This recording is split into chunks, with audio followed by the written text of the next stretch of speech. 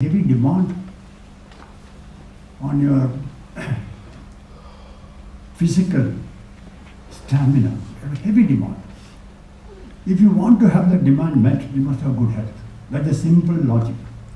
Unless you have good, buoyant health, you won't be able to discharge your duties properly. You find that, for example, an accident site. When occasions we have to stand there without food, without water, 72 hours or even more to restore life, restore traffic at the earliest opportunity. You must have good stamina. How do you get the stamina? Unless you have good health. So this basic requirement in your profession, please remember, particularly for ladies also. Don't think that's only for gents. You must have a very robust health, I would say. And how do you cultivate this robust health? By systematic habits. Out of which most important is your own food, timely food, nourishing food at the proper time. Not too much of eating, not too little of eating also. Bhagavad Gita says, Yuktahara viharasya, Yukta chetasya kammaso, Yukta sapno avabodhasya, Yogo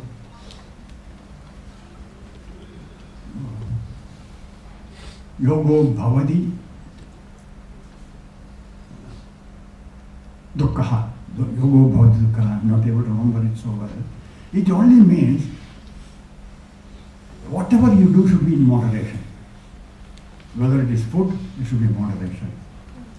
Whether you are playing, it should be in moderation. Not too much of play or no play at all. And whatever you do, the work also in a moderation, those things. And even your sleep, your waking, all should be in moderation. Such a person only will get yoga, dukkha, yoga which does not cause any inconvenience or any illness. That comes to you only if you observe all these things in moderation. That is the first thing required for good health.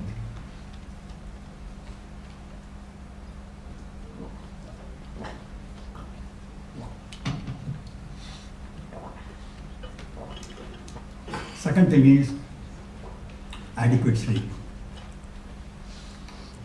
So unfortunately these days, in our educational institutions particularly, we pick up the bad habit. Sitting late and getting up late. The dictum early to bed, early to rise is the best practice you should develop. You can even now, if you are not used to it, you can start practicing it now. Get up early. You have such a lot of time at your disposal to do many things. Go to bed early. You have enough sleep, enough rest.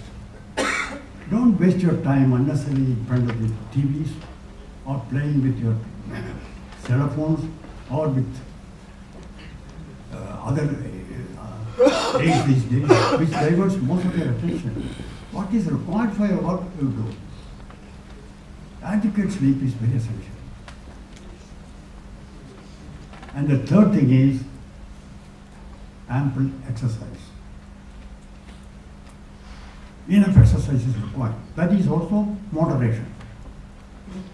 It has got to be an aerobic type of exercise, or it could be yoga, or it can be a combination of both. You should practice every day. You should find half an hour for this, to do exercise for yourself, which will give you agility, stamina, freshness, and most important, good memory. Whatever you do, you remember things. This is very essential. I want to tell you the example of Maharaj Sindhya. You must have heard about Maharaj Sindhya, who was a railway minister a few years back. He is no more. He died in a helicopter crash.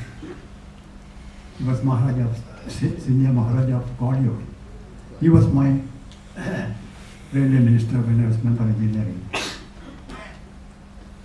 He had such a systematic habit. You know, he will come to the office at 8 o'clock.